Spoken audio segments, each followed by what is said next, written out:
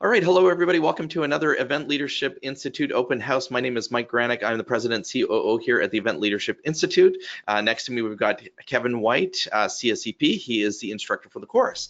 So what we're going to do today is we're going to talk a little bit about the course, the Event and Meeting Management Fundamental Certificate course, a little bit about what it is, who it's for, why you should take the course, and then open up to questions at the end.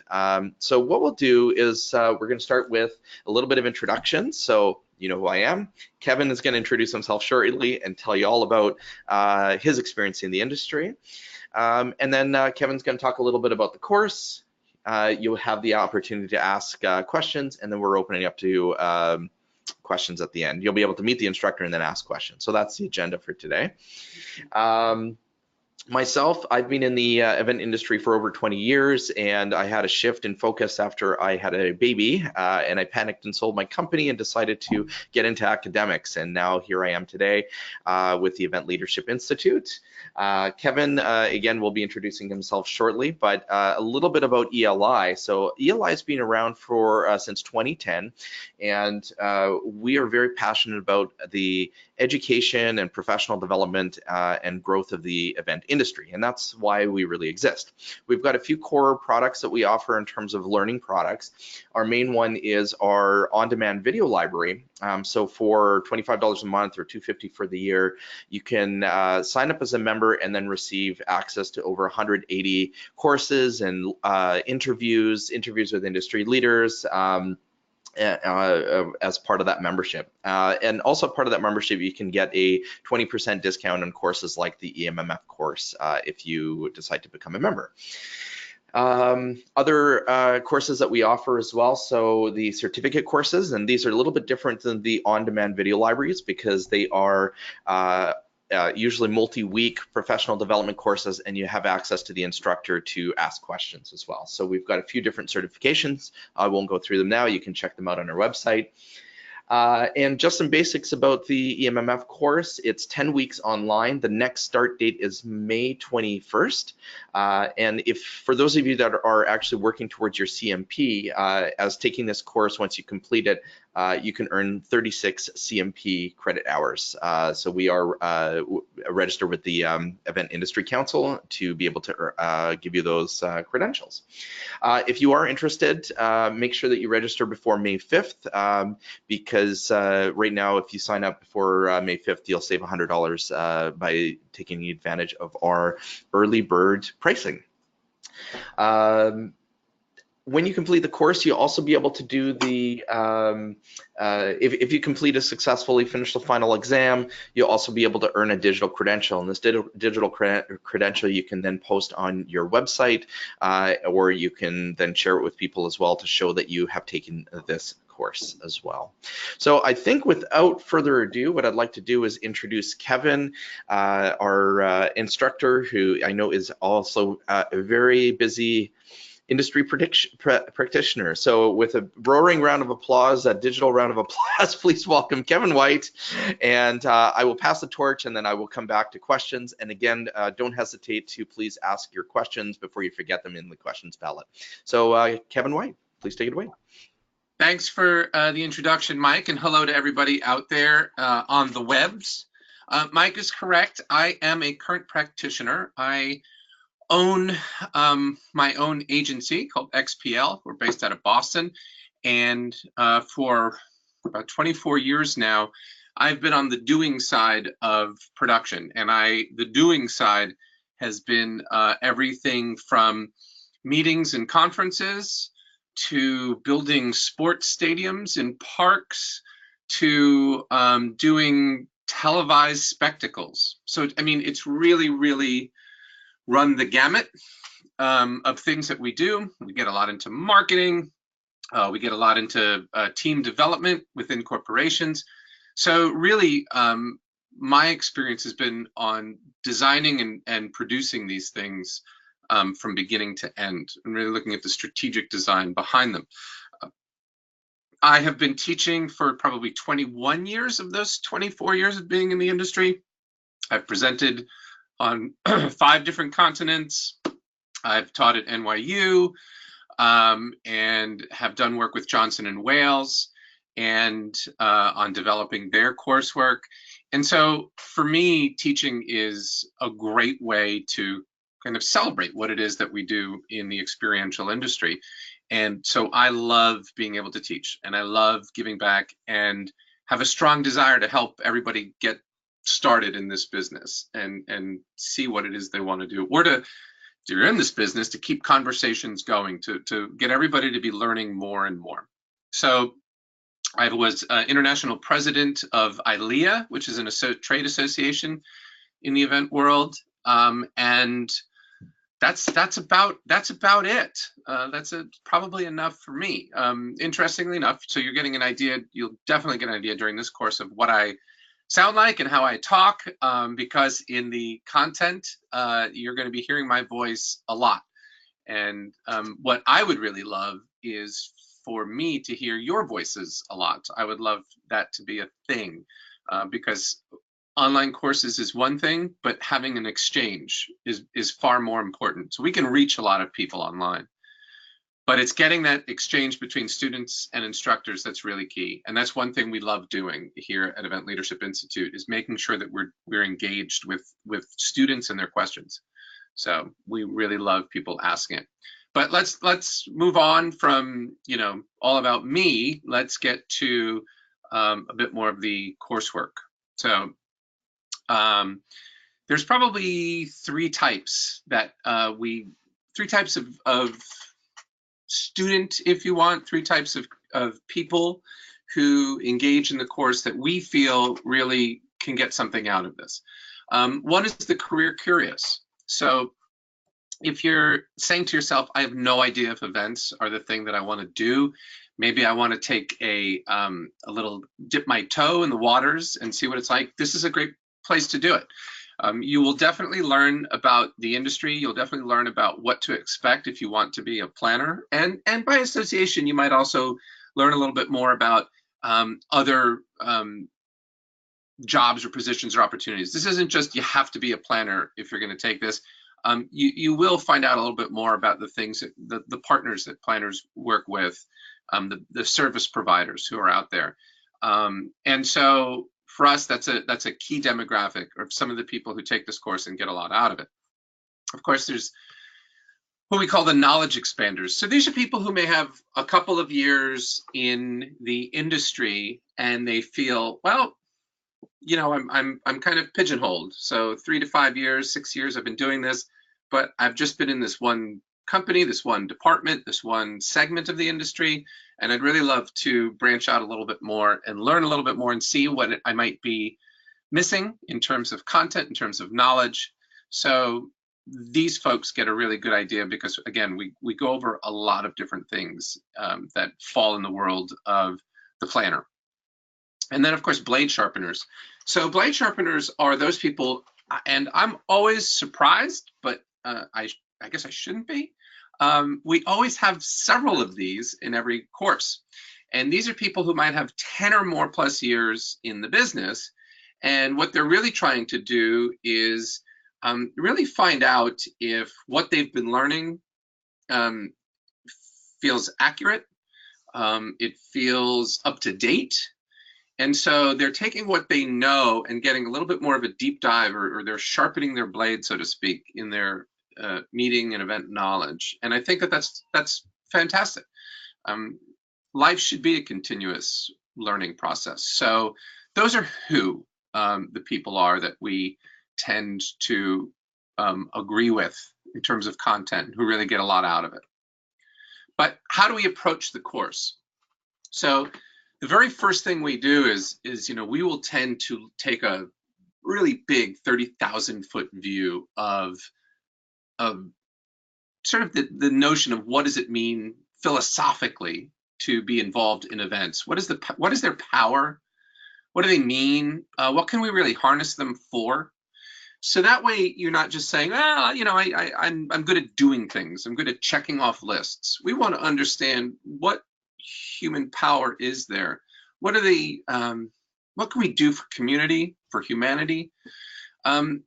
The second thing that we do is, you know, we will tend to say to ourselves, we're designing a human product. And human products are really, they're the outcomes of human-based thought, psychology, emotion, behavior. And so when we start off this course, we get a little bit into this notion that our events are meant to create outcomes that are human-based. So we have to understand humans quite a bit. So that's another sort of beginning place that we start at, is what is it like to be a human, and how can we tap into our humanness, the attendees. And then, of course, we'll get into, as a sort of a third thing that we start off in, is the notion of engagement. And how can we grab people's attention through many different ways, but how do we get them so that we can then start delivering message, emotion, information, data, whatever it might be. This is the place that we start. This is where we open our coursework on. And again, if you were to look at all of those, it all has to do with human beings. Then we start to shift. The coursework begins a shift, and we get into a little bit more about the industry. So we might talk about things like market segments, and where. So what fields exist within the event industry. Of course, another thing that we get into in this bigger picture of the industry as a whole, or the experiential industry, is this notion of roles, the roles that people play. So as a, what does it mean to be a producer? What does it mean to be a planner? What does it mean to be a coordinator? If I'm a producer or director, what can I be if I'm in the catering world, or if I'm in this world or that world, technology, AV, security, rentals. There's so many different things you can do, but we try and take a look at this notion of planning, and where could I go with this is kind of the question that we try to answer. And then, of course, another part of this in terms of the industry is really looking at is to look at the structure. So the structure of practitioners, and where could we go if we were in an independent agency? What roles or opportunities do we have? Or if we were to go to a corporation, what roles or responsibilities could we have? So this is kind of the notion of your career, and we spend a little bit of time on the idea of careers. For some, they're already in, they know, they got the idea, and they move on past those modules, great. But for others, this is really, really helpful to them. So then the next phase of what we get into is really what, the idea of event production or meeting production is all about. Just project management. If you're not good at project manager, you're not going to be great in this field. And so we'll go best practices on things like resource management and budgeting and creating timelines and production calendars and production schedules and Q scripts and the whole thing. But so project management is definitely something that we need or want to make sure that we cover. And then we move from project management into somewhat of the business of events, not getting into, okay, this is the best way to run your business, but a lot of times you're going to have to deal not just in doing the do, but in working with a stakeholder, a client, whether it's an internal client at your company or whether it's an external client who's independent of your company. So how are we talking? How are we pulling ideas out of each other? How are we recommunicating those ideas? What are some of the best practices for the process of event production? This is key and crucial. I think it often gets missed. Everything is about communication, and so we want to reiterate that the coming together with clients or with stakeholders to make something happen is an imperative part of the planning process. And of course, we spend a good deal of time on actual production. So the segments of each event, each meeting, each conference, whatever the live experience is that you're developing, there's so many parts to it. And you have to be able to at least be able to speak to each of those parts. So whether it's marketing or site development, AV, there's so many different segments. So we actually teach a lot about each of those segments. We spend time on each one, so you have a general understanding. This is by no means making you as comprehensive. This doesn't make you a 20-year expert now, but it gets you both started and could make you relatively fluent in each of these aspects, and at least teaches you, am I thinking about the right things when I'm dealing with these segments? So that's really what we get into when we get into the different subsets of production.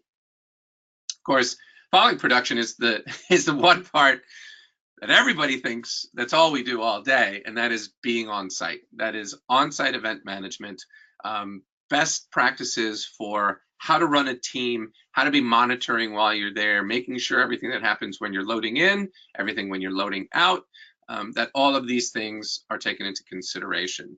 And you know, we will toss in various other things. Risk management is in here, sustainable management, knowing that that's a thing that we have to be doing at this time in our human existence. So we get into topics that are really big and sort of top of mind now more than anything else.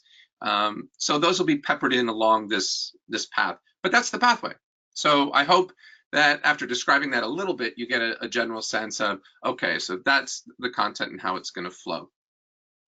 Now, how do we deliver this? That's another big question people like to know. And, you know, it's the balance is always there. Being online and reaching a lot of people, how custom and engaging can we be through the video screen? Can we grab you enough? But there are definitely advantages to taking this course and doing and this experience online. First is it's done at your speed. So you want to watch all 10 weeks and you want to binge watch this course, go for it. If that's your best way of learning. Remember, we don't want you to just watch this stuff. We want you to absorb it, take it in, be engaged by it, ask questions about it, etc. So that is very, very important. But again, we all know you're adults. You have lives that need living. And so a great advantage of this is you can watch 2 segments a night, 5 segments, wait all for the weekend, however you want to do it. It's up to you. We also designed or developed this so that it actually flows in the arc of the production process.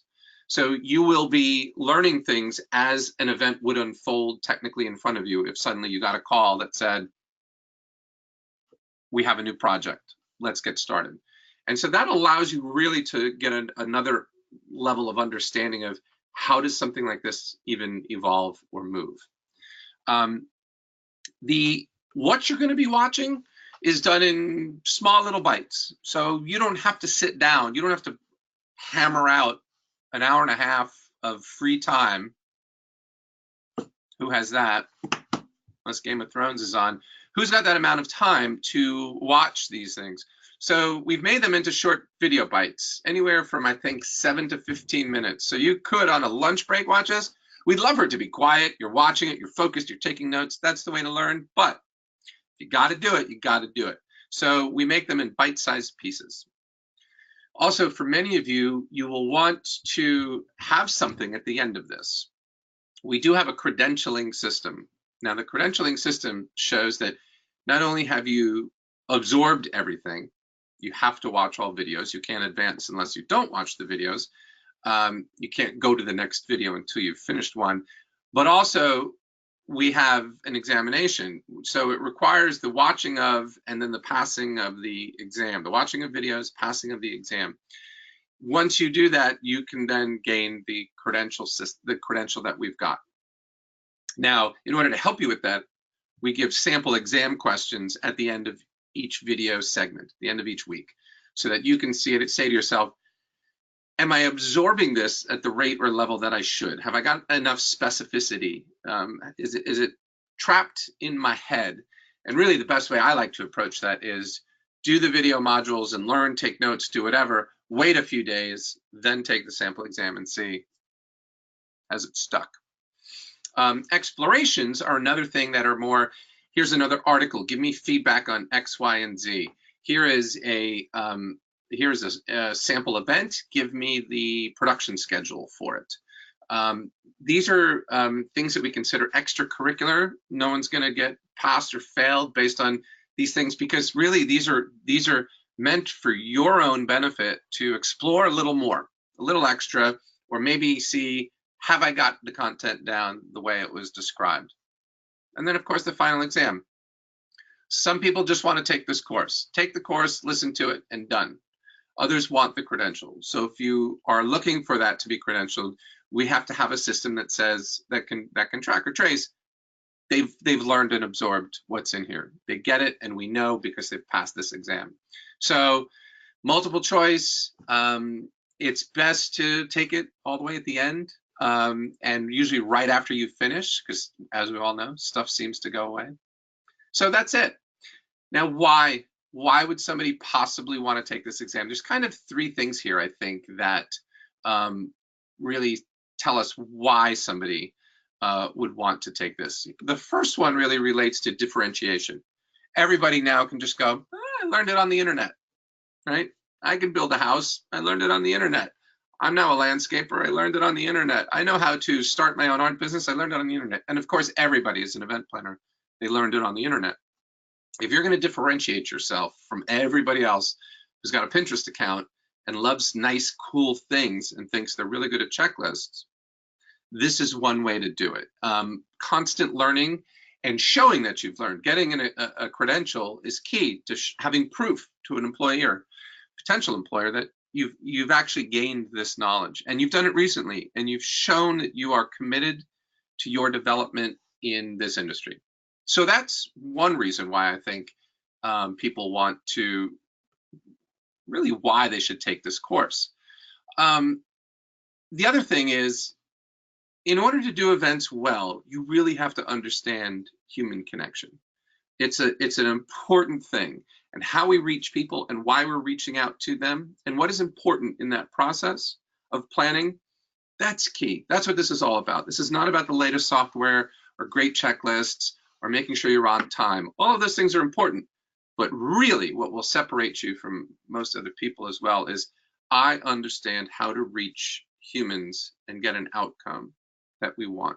And so I think that a course like this that has focus on humanness is key or crucial. And I think the final thing here is, our world is so consumed with technology. So I think the third reason why I would say why take this is, the pendulum has swung so far one way to tech, since the advent of the smartphone in 2007, when it was unleashed on us, and suddenly the world flattened because everybody could get cheap internet. Maybe not so cheap, but it was available to everybody. This changed the world, and we became so absorbed in our screens that we forgot about human connection. Some people say, then why are we, events are going to die, everyone's in their phone, events are going to die. Well, actually what's happened, because technology has become so consummate, it's everywhere, right? That the power of events has actually increased, and the value of events has actually increased. So instead of saying, well, technology's now taken over and we don't have to worry about it, everything needs to be digital, actually, in fact, the value pendulum is swinging, and events are incredibly valuable and important to the human experience. And so these are all reasons, I think, why someone would want to be able to demonstrate that they have pushed boundaries with their development, that they have sought more with their development, and that they have really invested in themselves. These would be the key reasons in our eyes as an institute, why we think this course is important. So that, I think, ends my portion of sort of walking everybody through what you can expect. And now let's get to the fun part. Let's get to the interactive part, right? Let's get to the exchange, because that's what learning is all about. There we go. Well, thank you so much, Kevin. A lot of great information about the course. Just a reminder to everybody, now is the time, as Kevin said, to be interactive. So I'd like to encourage everybody that's on the live call to go into the questions palette and type in any questions that you have, whether it's about the industry or it's about the course. We're happy to do our best to answer those questions for you. So actually, Kevin, we had our first question come in from Carrie. And the question is, what does CSEP mean? Oh, I'm not allowed to say. Isn't that the worst? I can't divulge that. CSEP. It's a secret club. It is a secret club. So various industry associations will have what's called a certification. Now, there's a lot of words that begin with CERT, certificate and certification. These things are entirely different from each other. A lot of coursework out there will give you a certificate that said, and certificates tend to be congratulations, you paid your money, you attended classes, here's a certificate that says you completed the class. That doesn't tell you any amount of information regarding what is their aptitude of this person, what is their skill set, are they able to, what is their level of experience, and are they able to apply that in real world? So associations decide they're going to give certification exams to test someone's level of experience. And the CSEP is given by the International Live Events Association. And it is a certification that tests your knowledge and understanding and skill set of event production, which a lot of what happens in that exam is covered by a lot of the things that are taught here. Not that they're one-to-one matched up, but learning about AV and technology, that's discussed. Creating a budget, that's tested for on the CSEP exam. So it stands for Certified Special Event Professional. And yeah, and I got my CSEP, I'm going to say close to 20 years ago. So, 20 years ago. So it was something that was important to me as a sort of a test to see, did I know? At the bare minimum, you have to have 3 years event experience to take the exam, because it tests, do you have at least as much knowledge as somebody with 3 to 5 years experience in the event industry? And that's really what it's stating. So I hope that answers the question. And again, other associations have you will see a lot of people in our industry with letters after their names, and 9 times out of 10, that's they're not getting their PhD from Yale. That usually it's something like, although Mike, as you see, has his MBA. So that is somebody who's got a graduate level designation after. But a lot of times it's an association's certification program. And just to be clear too, because there's CSEP, CMP, and a variety of different others out there, a lot of these industry certifications are basing your certification on industry experience as well. So it's not simply just the knowledge component of it. Oftentimes it'll have a piece where you'll have to demonstrate some sort of experience in the industry in order to receive these certifications. We do have another question from Jennifer, and it is actually, sorry, I skipped one here. We've got one more from Jacinta. So what is truly needed to obtain CSCP credential, and which organization is at the pinnacle of this designation? So I think, Kevin, you already kind of answered that. Hopefully, Jacinta, let us know if we haven't. But in terms of... I just want to be very clear, Mike. So like our course is coursework, right? And you will learn things, and it's content that you either absorb or you don't, and then you take an examination that really lets you know, okay, you've mastered the content that we've taught you. These certification programs, you don't study for them. I mean, you might bone up on things. You might brush up on AV, or you might brush up on a little bit of catering, but it's really meant to say, do you have any experience? So I would say, don't even think about taking these exams unless you've been working in the event industry for at least 3 years. Because it's based on experience. Everyone says, what book should I read? There's no, it's work. work in the event industry and get to know it. But ILEA, International Live Events Association, has a CSEP segment on their website, and they will tell you all about the exam. Yeah. Okay, so we've got another question from Jennifer here. How does this play into the CMP certification? It looks like this is just continuing education credits, correct? Yes, so there is no official CMP prep course or anything like that, but this what you're earning here is credits towards your CMP hours. Yeah. So just like any of the other courses that we have on the site. So hopefully that answers your question, Jennifer. So we've got another one here from Levy. Is it better to work for a company, venue, or be freelance? Good question. Kevin, you want to take it on? I got to know you, Levy. I have to know who you are, right? So it's like what I always love, and people go out to dinner and they always go to the waiter or waitress and they say, well, what's your favorite? And I say, what if your taste and their taste are the exact opposite? They're going to give you a horrible recommendation. So I can't tell you, working independently. And again, working independently could mean many, many things. It could mean you work independently. We have friends in the industry, peers in the industry, who do technical production and they're independent, or they do graphic design and they're independent. But an independent company tends to say, okay, like an agency, an event production agency or a meeting agency is a company that could work for multiple clients.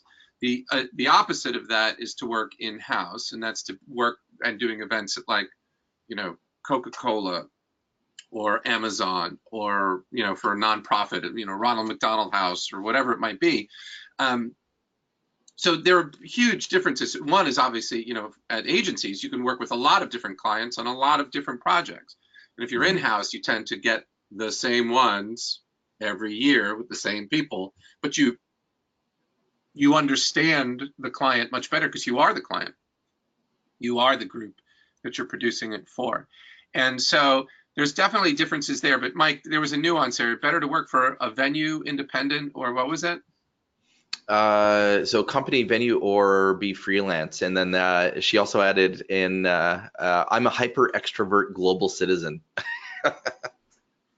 So you want to travel. If you're a hyper extrovert global citizen, so working at a venue also means one very important thing. You never move from your venue. Every event is done within the size and scope of the four walls of your space. Now, you might see a lot of different groups come through. What's interesting is and some advice I give to people who are searching things out is sometimes they say, work in a venue and make sure it's a great one. Sometimes just a standard little hotel off the side of a highway. Their ballroom's not going to show you the best and the brightest. But if you get in at a great venue, you're going to see a lot of great events come through. You're going to see a lot of great production companies come through. You're going to see a lot of great suppliers come through. And so working in a venue actually allows you, if you want to do some research on the ground up front, you could spend 2 or 3 years working at a venue in the beginning of your career and really suss out what did you like or not like? What did you enjoy or not enjoy about some of the events that have come through? And that gives you a real firsthand sighting of these things. One thing that I'll add too is that we're kind of in a different day and age now where people don't just go in, get one job and stay there for life and then retire from that job and get a pension. There's nothing wrong with you starting, let's say at a venue or a company, and then realizing that maybe you do want to be freelance, trying that out for a bit, and then maybe you decide that you don't want to. That's actually kind of what happened with me too, with running my business, and then I went into academia. So things change in life, especially when you have kids. So that's a totally different story. But one other thing I did want to mention too, in terms of freelance, one thing to consider with that is it's almost like running your own business, because you have to be constantly looking for that other client. So if that's part of what you're looking to do, if you're wanting to work with multiple event companies and develop a niche for yourself in a particular area, so for example, whether it's freelance coordinating or decor or technical production, if you develop a niche for yourself, then you can approach all these different companies as a freelancer. But again, do you want to be running your own business? Do you want to work for multiple clients? Do you want to be constantly looking for things, or are you looking for more of the stability? So it really depends. Don't hesitate to try it out as well. It could. There's nothing wrong with trying things out. So we have another. Hopefully that answers your question, Levy. We've got another question here from Suzanne. I want to understand the CMP or CSCP. How many hours do you need for each? After this course and exam, would we have a CMP? The answer to that is no.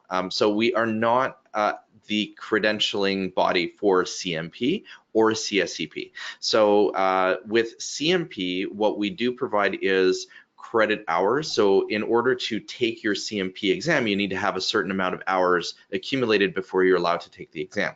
So that's what we provide is basically if you successfully complete the course, you can then submit to the Event Industry Council that you've taken this course and that you've accumulated X amount of CMP hours. But no, we do not. We are not the credentialing body for any industry designations. We do provide our own digital credentials, which is what you'll see on our website, and that's a little bit different. That's not an industry certification. That is basically just showing that you have completed this course and that you have this knowledge that we provide, confirming that is taking place. So, Susanna, I hope that answers your question as well. Carrie, we've got a question from Carrie. During the industry segment portion, does the content drill down into things like formulas or checklists to aid in decision making? Yeah, so not in the industry part, but in the production content part.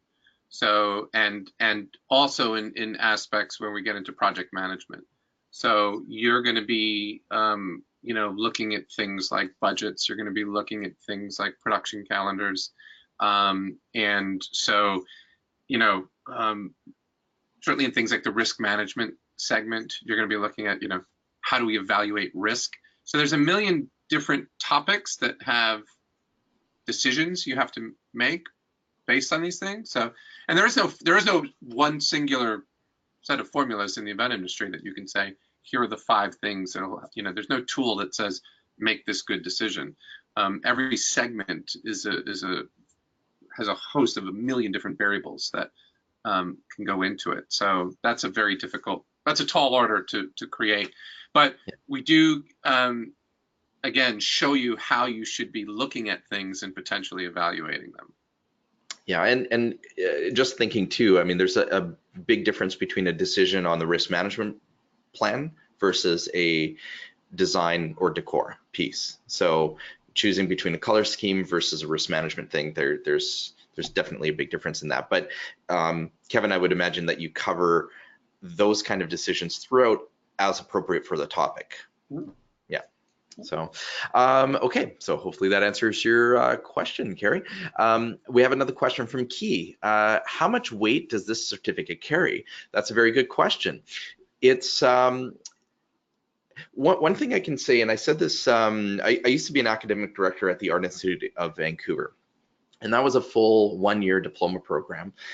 And we had students that went through the program, and some of them had jobs before they actually graduated, and some of them are still not working in the industry. So really, at the end of the day, the weight of the individual certificate or education program is as much as you're going to put into it. But not only that, what are you going to put into your own career development? So for example, one of the things that I always tell students is, make sure that you're getting out there and either volunteering, you're networking, you're getting to know people, and showing that you've got an interest in the industry. So explaining to people, I'm taking this course at the Event Leadership Institute, I'm learning a lot of this stuff. I have a question for you about how, like if you're networking and you have somebody question about some topic that you're learning, showing them a genuine interest. But if you do nothing with any program, you could do a master's level program, and if you do nothing in terms of your own experience, gaining more experience, networking with industry professionals, showing a genuine interest in not only the career, but also the growth of the entire industry, you really are not going to get anything out of it. So that's kind of my thoughts. I don't know, Kevin, do you have any other thoughts? Yeah, well, so first of all, unlike, and this has been a conversation for decades, but unlike something like, the accounting industry, or the medical industry or the legal industry, where they actually make a a gatekeeping function of an exam. You have to pass the law boards to be a practicing lawyer, and you have to do the same thing in the medical field, and you have to get your CPA to be an accountant. We don't have that in the event industry, so there is no gatekeeping in terms of, if you don't have this, good luck, you're not going to get in. That being said, the bar to entry, as we call it in the event industry, sometimes is very, very low. In other words, because this is not, I mean, there's so much experience that you could have, but it is not something along the lines of it requires 5 years of in-depth graduate level university study, and then another 2 years of working on the job, and then you can take an, like, it's not that in-depth to get in, that there are so many people who attempt to get in. And I'm talking about some straight out of high school, some straight out of college, and people who've been in other industries. They just decide, I'd like to get in events. At one point I was getting so many, and lawyers, so many lawyers who were just like, I want to do something creative. I hate my job. How are you differentiating yourself amongst these people, right? And there's different ways to do that. There's not just one way to do it. There's not just one thing you could do that could get you there. And so you have to look at this course as a couple of different ways. One is just the value of the information that you get, not just the marketing aspect of the fact that you took the course. The second thing that I would see, if I saw that on someone's resume, I took a course, I would talk to them about the course, and then I would ask them, how'd you do in the course? Because anyone can take, I can sign up for a course and say I took it. So having that certificate at the end of it, I think, is key and important. And then I would, obviously, again, there's so many online learning portals that you want one that's accredited. You want one that has gravitas, that people in the industry respect. And so I would look up Event Leadership Institute and see, who are they interviewing? Who are they talking to? What are the interviews about? What are the types of topics? Who's started this? Who's developed this? Is it somebody from within the industry, or just somebody just goes, I think it'd be great to start an online learning? Those are all the things I would look at. But certainly I wouldn't even take a step forward if you just said you took a course. So to me, the real strength is in getting that certificate, but that's in the marketing side of it. There's a real treasure in what you learn from it. And I think that that's key and important. But that's up to you to then say, here's the importance of this. Does every employer recognize what this is and what it's for? I'm going to say no. And then I would also say there's probably no marker, whether it's a certification, a certificate, a credential, that in the event industry everyone does. Certainly in the US. The US is such a wild west, and most of North America, even Canada, it's a wild west of standards and certifications and what do they mean? And so, yeah, part and parcel of the market. So one thought on that too, Key, is when you're asking about the weight the certificate carries, I would look at the weight of the knowledge that you're going to gain from the course, as opposed to how that's going to be applied externally as well. So just, again, Kevin is a industry practitioner. Howard Givner, our CEO, has many years of industry experience and is out there in industry doing consulting work and things like that. So, from that perspective, well, hopefully that answers your question. We can go on this topic. I mean, that's a whole webinar on its own, is industry credentials and things like that. All right, so we have another question here. And sorry, I see Carrie is just following up on her question. And that was about, hang on, that was about the industry segment portion, go into formulas and checklist. And she's saying, I mean, like food and beverage, for example, calculating portions. Oh, it would not get that deep. This is not that would be in a food and beverage course. Because we cover so many topics. I mean, we'll get into things like best ways to calculate how much staff you need at an event, or size of tables that you require, or how to develop a volunteer process or a check-in process. So we do some calculations of certain things, But my goodness, we would, because we are the overall, like, we're basically the general contractors, producers are of things, that we would not get into that minute of a detail of something like a portion size. I mean, that's heavy catering. That's deep down into the catering world, you know, and purchasing and menu design and things like that. We don't have enough time to get that deep into each of these. And you know, thinking back to what event managers, event producers do too, one of the things is developing a good team of vendors and suppliers and trusting their opinions on that. So, I mean, that's another webinar on its own too. It's developing that trust with your suppliers. So, even though we might not be going into that minute detail, you'll have a general understanding of to ask the question, for example, to make sure that it's something that you're aware that you need to check in with your supplier, whether it's, you know, the amount of lighting that you need or it's the amount of catering. Just knowing that that is something that you have, the question that you have to ask. But then that also comes down to trust of your supplier and making sure that you're hiring the right vendors that you trust will give you the correct information. So bigger the better, I guess. I don't know. More food the better. And that's why I can't be a caterer. All right, we've got another question here from Key. Is this sort of like a learning tree certificate? And I'm sorry, but I don't quite know what you mean by learning tree certificate. Kevin, have you heard of that? No. So maybe Key, if you want to put some clarification into that. It's not a multi-level marketing learning. That's the only thing I Bring think. 3 friends in. Yeah, no, it's sign up for the course and learn.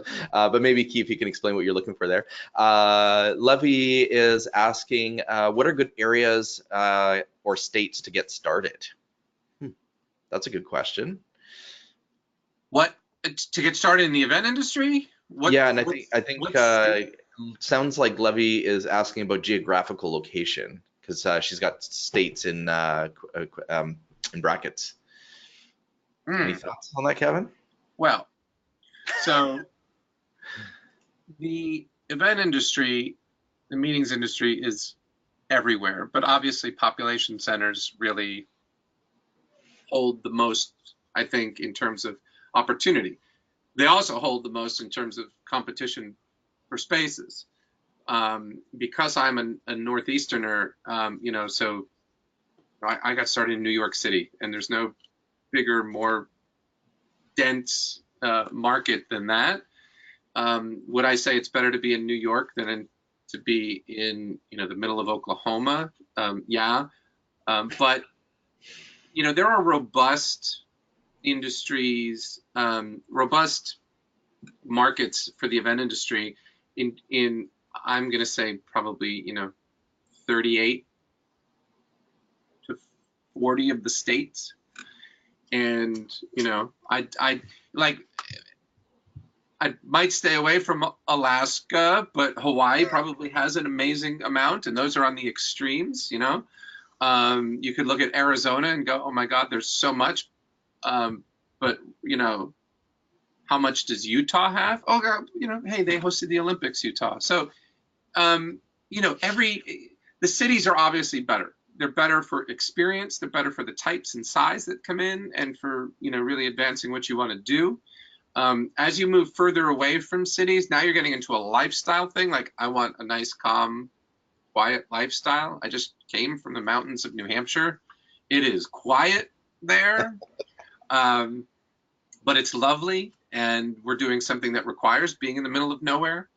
And so it all really depends. But, you know, the Northeast is the most dense. It's got a lot going on, a lot of different opportunities you can do. But, you know, if you look at a place like Florida, they've got events year round, you know, and Chicago, they all go indoors for the winter. So what market do you want to be in and where do you want to live? That's all part of it. Yeah.